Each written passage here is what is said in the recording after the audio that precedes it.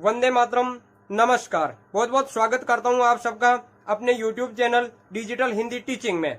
आप इस चैनल को सब्सक्राइब करके घंटी का बटन दबा लें ताकि आपको आने वाले हर वीडियो का नोटिफिकेशन प्राप्त होता रहे, आपको हर वीडियो मिलता रहे।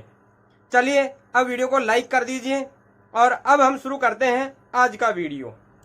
हम पढ़ रहे हैं कक्षा 7 की हिंदी पाठ्य पुस्तक वसंत और इस पाठ्य पुस्तक का पाठ 17 वीर कुंवर सिंह। ये वीर कुंवर सिंह जीवनी है और ये वीर कुंवर सिंह बिहार के थे। 1857 के प्रथम भारतीय स्वतंत्रता संग्राम के क्रांतिकारी रहे हैं। उनके जीवन के बारे में इस पाठ में लिखा गया है। तो चलिए हम पढ़ते हैं पाठ। आपने सुभद्रा कुमारी चौहान की कविता झांसी की रानी छठी कक्षा में पढ़ी होगी। इस कविता में ठाकुर कुंवर सिंह का नाम भी आया है। आपको कविता की पंक्तियां याद आ रही होंगी। एक बार फिर से इन पंक्तियों को पढ़िए। सुभद्रा कुमारी चौहान की कविता झांसी की रानी, चमक उठी सन 57 में वह तलवार पुरानी थी। यह कविता आपने पहले पढ़ी होगी। तो उस कविता में एक जगह ठाकुर कुंवर सिंह का नाम भी आता है। वे पंक्तियां शायद आपको याद आ रही होंगी क्योंकि आपकी पुरानी पढ़ी हुई कविता है, लेकिन उन पंक्तियों को एक बार देखिए। इस स्वतंत्रता महायज्ञ में कई वीरवर आए काम, नाना धुंधु पंथ तातिया चतुर अजीमुला सरनाम। अहमद शाह मौलवी ठाकुर कुंवर सिंह सैन्य का अभिराम, भारत के इतिहास गगन में अमर रहेंगे जिनके नाम। ये जो कविता झांसी की रानी सुभद्रा कुमारी चौहान के द्वारा लिखी गई, इस कविता में देखो कौन से स्वतंत्रता महायज्ञ की बात की गई है। 1857 में हुई क्रांति के बारे में, 1857 की क्रांति के बारे में कहा गया है कि उस 1857 की क्रांति में कई वीर योद्धा काम आए, यानी शहीद हुए, युद्ध में मारे गए, क्रांति में मारे गए। उनमें देखो धुंधु पंथ, धुंधु पंथ के नाना साहब पेशवा, तात्या टोपे, चतुर अजीमुल्ला, अहमद शाह मौलवी, ठाकुर कुंवर सिंह सैनिक अभिराम। अहमद शाह मौलवी, ठाकुर कुंवर सिंह, ये सैनिक ऐसे थे उस क्रांति के, अभिराम यानी सुंदर, ये ऐसे उस क्रांति के सैनिक रहे हैं। इनका नाम कैसा है? सरनाम, यानी सब के जाने पहचाने नाम है। ये नाम इस क्रांति का नाम ले इनका नाम न आए, ऐसा हो नहीं सकता। और भारत के इतिहास के गगन में, यानी इतिहास रूपी अंबर में, ये नाम अमर रहने वाले हैं। ये ऐसे तारे हैं जो भारत के इतिहास में चमकते रहेंगे। यह स्वतंत्रता संग्राम के उसी वीर कुंवर सिंह के बारे में जानकारी दी जा रही है। आज का जो हमारा पाठ है वीर कुंवर सिंह। ये वीर कुंवर सिंह 1857 के क्रांति के वही सिपाही थे, क्रांतिकारी थे। सन 1857 के व्यापक सशस्त्र विद्रोह ने भारत में ब्रिटिश शासन की जड़ों को हिला दिया। 1857 में जो स्वतंत्रता संग्राम हुआ वह व्यापक यानी विस्तृत, बहुत पूरे भारत में हुआ था। विस्तृत था, व्यापक का अर्थ है विस्तृत, पूरे भारत में फैला हुआ। तो पूरे भारत में ये संग्राम फैला और सशस्त्र यानी शस्त्र के साथ, हथियारों के साथ एक क्रांति हुई, ये विद्रोह हुआ। और इस 1857 के विद्रोह ने ब्रिटिश शासन यानी अंग्रेजों के शासन की जड़ों को हिला दिया था। एक बार अंग्रेज भी घबरा गए थे। भारत में ब्रिटिश शासन ने जिस दमन नीति को आरंभ किया उसके विरुद्ध विद्रोह शुरू हो गया था। भारत में ब्रिटिश शासन यानी अंग्रेजों ने, ब्रिटिश अधिकारियों ने जिस दमन नीति का यानी बलपूर्वक दबाने की नीति अपनाई, उन्होंने जहां भी कोई भी सर उठाए उसे कुचल दिया जाए, जहां कोई भी विरोध की बात करे उसको गोली से भून दिया जाए, यानी जबरदस्ती दबाना, दमन करना यानी जबरदस्ती दबा देना, कोई उनके खिलाफ बोल न सके। तो ऐसी नीति थी अंग्रेजों की और उस नीति के विरुद्ध यानी उस नीति के विरोध में विद्रोह शुरू हो गया। लोगों ने विद्रोह कर दिया। उनकी ऐसी नीति, दमन नीति के कारण लोग परेशान हो गए और लोगों ने विद्रोह शुरू कर दिया। मार्च 1857 में बैरकपुर में अंग्रेजों के विरुद्ध बगावत करने पर मंगल पांडे को 8 अप्रैल 1857 को फांसी दे दी गई थी। मार्च 1857 में 1857 की क्रांति शुरू हुई और उसमें देखो बैरकपुर छावनी जो कि पश्चिमी बंगाल की छावनी थी अंग्रेजों की, उसका एक सैनिक था मंगल पांडे। उस मंगल पांडे ने भी विद्रोह किया और एनफील्ड राइफल चलाने से मना कर दिया था, क्योंकि उसमें गाय और सूअर की चर्बी लगी होती थी और जिसे मुंह से खोलना पड़ता था उस राइफल, एनफील्ड राइफल को। तो मंगल पांडे ब्राह्मण था, इसलिए उसने मना कर दिया और इसने यहाँ विद्रोह कर दिया कि यहाँ तो हमारा धर्म भ्रष्ट किया जा रहा है। तो 8 अप्रैल 1857 को मंगल पांडे को फांसी दे दी गई थी। 10 मई 1857 को मेरठ में भारतीय सैनिकों ने ब्रिटिश अधिकारियों के विरुद्ध आंदोलन किया और सीधे दिल्ली की ओर कूच कर गए। 10 मई 1857 को देखिए, यहाँ मार्च में मंगल पांडे को फांसी दे दी गई थी, फिर अप्रैल और मई का महीना आया और 10 मई 1857 को यूपी के मेरठ, यूपी का जो मेरठ है स्थान, वहां से भारतीय सैनिकों ने, जो अंग्रेजों की सेना में भारतीय सैनिक थे, वो सब ब्रिटिश अधिकारियों के विरुद्ध, ब्रिटिश अधिकारियों के खिलाफ उन्होंने आंदोलन कर दिया। मेरठ में आंदोलन कब हुआ? 10 मई 1857 को। तो मेरठ में भारतीय सैनिकों ने अंग्रेजों के खिलाफ, अंग्रेजों के विरुद्ध आंदोलन कर दिया और मेरठ से सीधे दिल्ली की ओर कूच कर गए, दिल्ली की ओर प्रस्थान कर गए कि अब यहां से डायरेक्ट दिल्ली चलो और दिल्ली से अंग्रेजों को बाहर भगो व मारो चलकर। दिल्ली की ओर प्रस्थान कर गए। कहां से? मेरठ से। दिल्ली में तैनात सैनिकों के साथ मिलकर 11 मई को उन्होंने दिल्ली पर कब्जा कर लिया और अंतिम मुगल शासक बहादुर शाह जफर को भारत का शासक घोषित कर दिया। मेरठ के जो सैनिक हैं, भारतीय सैनिक, वो वहां मेरठ में क्रांति करते हैं, मेरठ में आंदोलन करते हैं 10 मई को और फिर उसके बाद में दिल्ली की ओर चले जाते हैं और दिल्ली में तैनात सैनिकों के साथ मिलकर, जो दिल्ली में सैनिक तैनात थे, नियुक्त, तैनात का अर्थ होता है नियुक्त, जो दिल्ली में सैनिक नियुक्त थे, ये जो मेरठ के सैनिक आए, ये दिल्ली के सैनिकों के साथ में मिलकर, जो दिल्ली में तैनात थे, जो दिल्ली में नियुक्त थे, उन सैनिकों के साथ मिलकर 11 मई को उन्होंने दिल्ली पर कब्जा कर लिया। 10 मई को मेरठ में क्रांति आंदोलन किया और दूसरे ही दिन वहां से दिल्ली पहुंच गए और दिल्ली के सैनिकों को भी अपने साथ मिला लिया और 11 मई को उन्होंने दिल्ली पर कब्जा कर लिया और अंतिम मुगल शासक बहादुर शाह जफर को भारत का शासक घोषित कर दिया। और ये मुगलों का जो अंतिम शासक था, मुगलों का अंतिम शासक बहादुर शाह जफर था। तो उस समय ये बहादुर शाह जफर पूरे भारत के तो शासक थे नहीं, ये तो नाम के शासक रह गए थे। वास्तव में शासन तो अंग्रेजों का हो गया था, तो ये केवल नाम के शासक थे। लेकिन यहां से जो हमारे क्रांतिकारी गए, तो क्रांतिकारियों का नेतृत्व कौन करे, इसका निर्णय करना मुश्किल था कि किसको नेतृत्व संभलाए। तो उन्हें फिर से लगा कि ये जो अंतिम मुगल बादशाह है बहादुर शाह जफर, इसको ही हम तो पूरे भारत का शासक घोषित कर देते हैं, पूरे भारत का राजा घोषित कर देते हैं और इन्हीं को कहते हैं कि अब ये क्रांति आपके हाथ में। 80 साल के बहादुर शाह जफर को क्रांतिकारियों का नेता घोषित कर दिया गया, पूरे भारत का शासक उन्हें फिर से घोषित कर दिया गया कि आप भारत के शासक हो और भारत को आजाद करो। यह विद्रोह है कौन सा? 1857 का जो विद्रोह हुआ था, जंगल की आग की भांति। जिस प्रकार जंगल में आग बहुत ही जल्दी फैल जाती है, क्योंकि जंगल में पेड़ आपस में मिले हुए होते हैं या पेड़ों में आग लगी और पूरे जंगल में कुछ पल में तो पूरे जंगल में फैल जाते हैं। तो ये जो आग थी, कहाँ, ये जो सैनिक है क्रांति करते हैं, यहाँ से दिल्ली चले जाते हैं, दिल्ली को अधिकार में ले लेते हैं, कब्जा कर लेते हैं। ये जो आग है, ये आग जंगल की आग की भांति, ये खबर, ये विद्रोह है, ये क्रांति जंगल की आग की भांति, यानी बहुत ही जल्दी दूर दूर तक फैल गई। पूरे भारत में ये क्रांति फैल गई। जिस प्रकार जंगल में आग फैलती है, उतनी जल्दी, उतनी ही फास्ट ये विद्रोह पूरे भारत में फैल गया। कुछ एक स्थान रह गए थे अछूते। कई महीनों तक उत्तरी और मध्य भारत के विस्तृत भूभाग पर विद्रोहियों का कब्जा रहा। तो कई महीनों तक पहले अंग्रेजों का अधिकार था, तो अंग्रेज फिर अब कई स्थानों से अंग्रेज भी भाग गए थे क्रांतिकारियों के डर से। तो कई महीनों तक भारत का उत्तरी क्षेत्र, भारत का उत्तरी भूभाग और भारत का मध्य भूभाग, ये जो भारत का मध्य और उत्तरी भूभाग है, इसके विस्तृत भूभाग पर, विस्तृत यानी बहुत बड़ा भाग, भूभाग, जिस पर विद्रोहियों ने कब्जा कर लिया था, अंग्रेजों को भगा दिया था, यहां से क्रांतिकारियों ने अधिकार कर लिया था।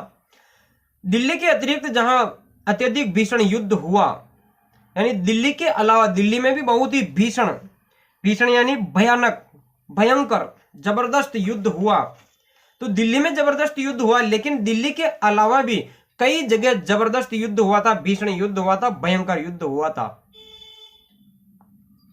दिल्ली के अलावा वे कौन कौन से क्षेत्र थे जहां पर जबरदस्त युद्ध हुआ? किनसे? अंग्रेजों से। किनका? क्रांतिकारियों का। वह था कानपुर, जो कि यूपी में है, कानपुर में हुआ, लखनऊ में हुआ, यह भी यूपी में है, बरेली में हुआ, यह भी यूपी में है, और जो बुंदेलखंड है यूपी और एमपी दोनों में फैला हुआ है, और आरा ये बिहार में है। इन क्षेत्रों में दिल्ली के समान भीषण युद्ध हुआ अंग्रेजों से, क्रांतिकारियों का। क्रांतिकारी इन इन स्थानों पर गए, यहाँ के क्रांतिकारी भड़क गए और अंग्रेजों से भिड़ उठे। जबरदस्त युद्ध हुआ क्रांतिकारियों में, अंग्रेजों में। कहां कहां हुआ? दिल्ली, कानपुर, लखनऊ, बरेली, बुंदेलखंड और आरा। ये यूपी के शहर है, यूपी के स्थान है, और बुंदेलखंड यूपी एमपी में फैला हुआ है, और आरा बिहार का है, बिहार का स्थान है। इसके साथ ही देश के कई अन्य भागों में भी स्थानीय विद्रोह हुए। तो ये बड़े बड़े स्थानों पर तो विद्रोह हुए। इन विद्रोहों के साथ ही बाद देश में, देश के अन्य कई भागों में स्थानीय यानी लोकल विद्रोह भी हुए। तो लोगों ने अपने अपनी जगह, अपने अपने स्थानों पर विद्रोह किया अंग्रेजों के खिलाफ। विद्रोह के मुख्य नेताओं में नाना साहब, तात्या टोपे, बख्त खान, अजीमुल्ला खान, रानी लक्ष्मीबाई, बेगम हजरत महल, कुंवर सिंह, मौलवी अहमदुल्लाह, बहादुर खान और राव तुलाराम थे। ये जो विद्रोह हुआ अंग्रेजों के खिलाफ, 1857 की क्रांति हुई, इस विद्रोह के मुख्य नेताओं में, इस विद्रोह को जिन्होंने नेतृत्व प्रदान किया, उनमें मुख्य नाम थे नाना साहब पेशवा, ये कानपुर के थे। तात्या टोपे झांसी की रानी के साथ में मिलकर अंग्रेजों से इन्होंने लोहा लिया था। और बख्त खान ये बिजनौर में जन्मे थे, बख्त खान। अजीमुल्ला खान ये कानपुर में जन्मे थे। और रानी लक्ष्मीबाई, झांसी की रानी, इनको कौन नहीं जानता, झांसी की रानी। बेगम हजरत महल अवध के नवाब वाजिद अली शाह की ये दूसरी पत्नी थी, बेगम हजरत महल। तो इन्होंने भी, बेगम हजरत महल ने, और कुंवर सिंह ये बिहार के आरा बिहार जगदीशपुर में जन्मे ये। और मौलवी अहमदुल्लाह ये बिहार के फैजाबाद के रहने वाले थे। और बहादुर खान रोहिलखंड के थे। और राव तुलाराम ये थे रेवाड़ी हरियाणा के। तो इन्होंने अपने अपने क्षेत्र में क्रांति का नेतृत्व किया और अंग्रेजों के खिलाफ बड़ी क्रांति की, जबरदस्त क्रांति की। ये बेगम हजरत महल है, ये अवध के नवाब वाजिद अली शाह की दूसरी पत्नी थी। तो विद्रोह पूरे देश में हुआ, लेकिन इस विद्रोह को नेतृत्व प्रदान करने वाले मुख्य नेता नाना साहब, तात्या टोपे, बख्त खान, अजीमुल्ला खान, रानी लक्ष्मीबाई सबकी जानी पहचानी है, बेगम हजरत महल, कुंवर सिंह, मौलवी अहमदुल्लाह, बहादुर खान और राव तुलाराम थे। 1857 का आंदोलन स्वतंत्रता प्राप्ति की दिशा में एक दृढ़ कदम था। लोग हमारे, देखो, भारत वर्षों से गुलाम रहा है। पहले अंग्रेजों से पहले कई बाहरी आक्रांता आए, बाहरी राजा आए और हमारे यहाँ भारत में शासन किया और भारत को गुलाम बना दिया। मुगल आए। 1857 में आजाद होने के लिए हमारे भारत ने जो कदम उठाया, यह आंदोलन, 1857 का आंदोलन स्वतंत्रता प्राप्ति की दिशा में, आजादी को प्राप्त करने की दिशा में एक सबसे बड़ा और सबसे मजबूत कदम था। दृढ़ यानी मजबूत। 1857 की क्रांति के बाद में तो पूरे देश में ही यह हो गया था कि अब तो हम आजाद होकर ही रहेंगे, अब कदम पीछे नहीं हटाएंगे। यह पहला कदम था आजादी की तरफ, मजबूत कदम था। आगे चलकर जिस राष्ट्रीय एकता और आंदोलन की नींव पड़ी, उसकी आधार भूमि को निर्मित करने का काम 1857 के आंदोलन ने किया। आगे चलकर जो हमारा भारत 1947 में आजाद हुआ, इस आजादी के लिए कितनी शहादत देनी पड़ी, कितने हमारे भारतीय क्रांतिकारी शहीद हुए। तो 1857 के बाद में 1857 से आगे चलने पर जो राष्ट्रीय एकता, पूरे भारत में एकता हो गई थी कि नहीं, अंग्रेजों को बाहर निकालकर फेंकेंगे, अब हम आजाद होकर रहेंगे, पूरा भारत एक हो गया था। और जो आंदोलन, कई आंदोलन हुए, महात्मा गांधी के नेतृत्व में कई आंदोलन हुए। ये सब आंदोलन, इनकी नींव 1857 के आंदोलन में ही पड़ गई थी। 1857 का जो स्वतंत्रता संग्राम था, 1857 की जो क्रांति थी, इस क्रांति से ही छोटे मोटे दूसरे आंदोलन ने प्रेरणा ली और पूरे भारत में आंदोलन हुए। तो आगे चलकर जितने भी आंदोलन हुए, इनकी नींव तो 1857 के आंदोलन में ही, 1857 के संग्राम में ही पड़ गई थी। इन आगे चलकर जितने भी आंदोलन हुए, उनकी आधार भूमि यानी उनकी प्रेरणा, उन आंदोलनों की प्रेरणा तो 1857 के आंदोलन ने ही दी है। 1857 के आंदोलन से ही सारे आंदोलन प्रेरित हुए हैं और 1857 के आंदोलन को देखकर ही आगे के आंदोलन हुए। भारत में सांप्रदायिक सद्भाव को बढ़ाने की दिशा में भी इस आंदोलन का विशेष महत्व है। भारत में सांप्रदायिक यानी जातिवाद के आधार पर जो भेदभाव था, वह किसमें बदल जाए? सद्भाव में बदल जाए। अर्थात भारत में काले गोरे या विभिन्न जातियों के आधार पर लड़ाई करते थे अंग्रेज हमारे को। अंग्रेजों ने फूट डालो राज करो की नीति अपनाई कि इन भारत के ही लोगों को आपस में लड़ाओ, जाति के नाम पर लड़ाओ, राजा महाराजाओं को लड़ाओ। तो ये जो सांप्रदायिक भेदभाव फैल गया था, ये वापस धीरे धीरे सांप्रदायिक सद्भाव में बदलने लगा, क्योंकि लोगों को पता चला कि ये अंग्रेज हमारी फूट का फायदा उठा रहे हैं। तो लोगों में क्या हुई? सांप्रदायिक सद्भाव बढ़ने लगा। तो ये सांप्रदायिक सद्भाव भी क्यों बढ़ा? इस 1857 के आंदोलन के कारण। उस समय पूरा देश एक हो गया था, सांप्रदायिक सद्भाव हो गया था। क्या हिंदू क्या मुसलमान, सब एक साथ मिलकर भारत को आजाद कराने के लिए लड़ रहे थे। तो सांप्रदायिक सद्भाव हो गया था, सभी एक साथ मिलकर भारत को आजाद कराने के लिए प्रयासरत थे। तो ये प्रेरणा भी कहां से मिलती है लोगों को? ये प्रेरणा भी मिलती है 1857 के आंदोलन से। 1857 के आंदोलन में वीर कुंवर सिंह का नाम कई दृष्टियों से उल्लेखनीय है। कुंवर सिंह जैसे वयोवृद्ध व्यक्ति ने ब्रिटिश शासक के खिलाफ बहादुरी के साथ युद्ध किया। ये जो 1857 का आंदोलन हुआ, 1857 का स्वतंत्रता संग्राम हुआ, 1857 की क्रांति हुई, इस क्रांति में, इस आंदोलन में वीर कुंवर सिंह जो बिहार के थे, जगदीशपुर में जन्मे, इनका नाम कई दृष्टियों से, कई पक्षों से हमारे लिए उल्लेखनीय है, उल्लेख करने योग्य है। इनका नाम हर जगह उल्लेख करने योग्य है, बताने योग्य है, क्योंकि इन्होंने क्या किया? कुंवर सिंह जैसे वयोवृद्ध यानी बूढ़े नेता, कुंवर सिंह उम्र में थे, बूढ़े थे, तो कुंवर सिंह जैसे वयोवृद्ध बूढ़े व्यक्ति ने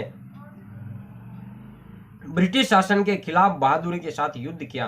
ब्रिटिश शासन को भगाने के लिए ऐसे बूढ़े नेता ने बहुत ही बहादुरी के साथ में युद्ध किया अंग्रेजों के साथ। अंग्रेजों को तो बाहर भगाना है।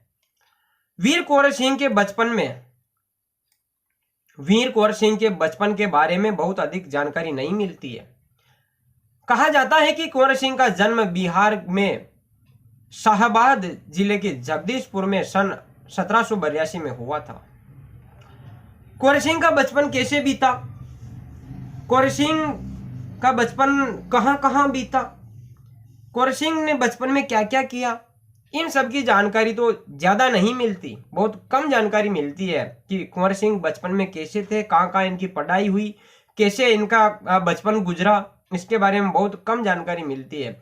लेकिन कहा जाता है, लोग कहते हैं, इनके गांव के लोग, इनके जिले के लोग तो बताते ही है ना, बूढ़े लोग, उनको तो पता था। ये बात कहते कहते आगे बढ़ी है कि हाँ कुंवर सिंह हुए थे, ऐसे ऐसे थे, ऐसे ऐसे थे, हमारे साथ पढ़े हुए थे, मैं उनका बचपन का साथी था।